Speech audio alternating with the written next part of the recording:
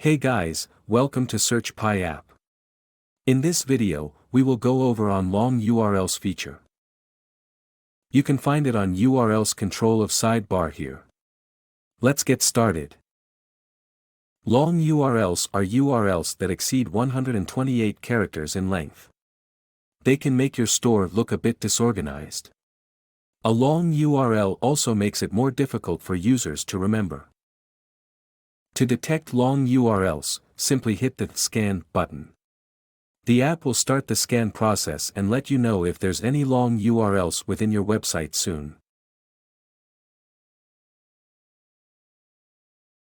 You can also shorten these URLs manually or in bulk via the app if you subscribe to our enterprise plan. If you want to edit them by yourself, just click on Edit on the right of these URLs and proceed to shorten the URL.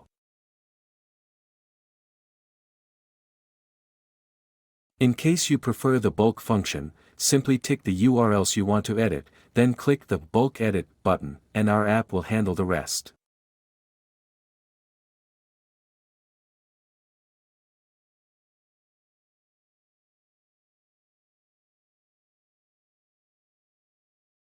That's all for now.